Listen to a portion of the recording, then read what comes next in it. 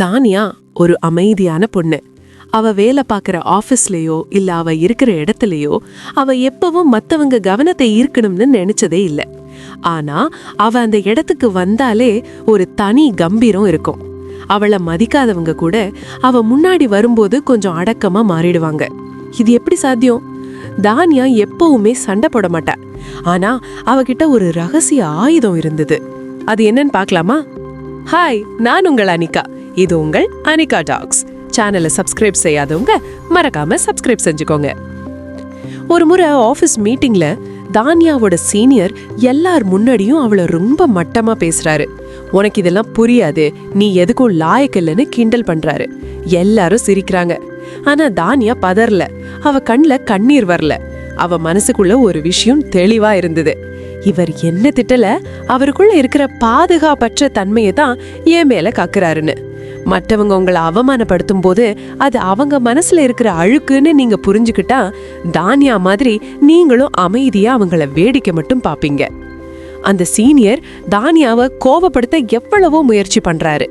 தானியா ஏதாவது பதில் பேச மாட்டாளா, அதை வச்சு இன்னும் அவளை அசிங்கப்படுத்தலாம்னு அவர் காத்துட்டு இருக்காரு. ஆனா தானியா ஒன்னை விட்டுதான் பண்ணா. அமைதியா அவர் கண்ணை பார்த்து ஒரு புன்னகை மட்டும் பூத்தா. அந்த ஒரு நிமிஷம் மௌனம் அந்த சீனியரை அப்படியே குழப்பிடுச்சு. அவர் எதிர்பார்க்காத அந்த மௌனம் அவருக்கு பெரிய தண்டனையா மாறிடுச்சு. பதில் பேசி ஆற்றலை வீணாக்கிறத விட மௌனமா இருக்கிறது எவ்வளவு பெரிய சக்தின்னு தானியாவுக்கு தெரியும். அடுத்த நாள் சில பேர் தானியா கிட்ட வந்து, ஏன் நீதா அவர் அப்படி பேசும்போது அமைதியா இருந்த, நீ அப்படி கிண்டல் பண்ற ஆள் இல்லைன்னு அவருக்கு புரிய வச்சிருக்கலாமேன்னு கேக்குறாங்க. ஆனா தானியா சிம்பிளா சொன்னா, என்ன தெரிஞ்சவங்களுக்கு விளக்கம் தேவையில்லை, என்ன பிடிக்காதவங்களுக்கு நான் என்ன சொன்னாலும் புரியாது. உங்களை நீங்க யாருக்கும் நிரூபிக்க வேண்டிய அவசியம் இல்லை. கலங்கரை விளக்கம் மாதிரி நீங்க உங்க வேலையை மட்டும் சரியா செஞ்சா அந்த வெளிச்சமே மத்தவங்களுக்கு பதிலா அமையும். தானியா எப்பவுமே ஒரு விஷயத்துல உறுதியா இருப்பா. அவளோட சந்தோஷத்தையோ அவளோட மதிப்பையோ அடுத்தவங்க தீர்மானிக்க அவ அனுமதிச்சதே இல்லை.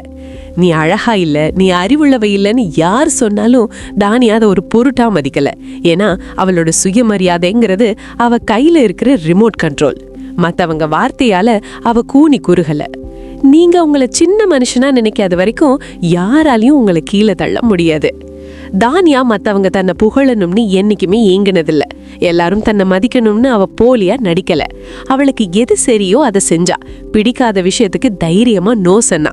மரியாதைய பிச்சையா கேட்காம தன் வேலையிலயும் நேர்மையிலையும் உறுதியா இருந்தா. அந்த உறுதி தான் ஒரு காந்தம் மாதிரி மரியாதைய அவளை நோக்கி ஈர்த்தது. இன்னைக்கு அந்த சீனியர் கூட அவளை தேடி வந்து ஆலோசனை கேட்கிற அளவுக்கு அவ உயர்ந்து நிக்கிறா. தானியாவோட கதை நமக்கு சொல்றது ஒண்ணுதான், மரியாதைங்கிறது அடுத்தவங்க தர்றதில்ல, அது நீங்க உங்களுக்கே கொடுத்துக்கிற அங்கீகாரம். நீங்க ரியாக்ட் பண்றத நிறுத்துற அன்னைக்கே நீங்க ஒரு முழுமையான மனிதரா மாறுறீங்க. இனி யாராவது உங்களை மதிக்கலைன்னா வருத்தப்படாதீங்க. தானியாவோட மௌன புரட்சியை நினைச்சு பாருங்க. இந்த வீடியோ உங்களுக்கு பிடிச்சிருந்தா தானியா மாதிரி உறுதியா இருக்க போற உங்க நண்பர்களுக்கு பகிருங்க. இது உங்கள் அனிகா டாக்ஸ். நன்றி.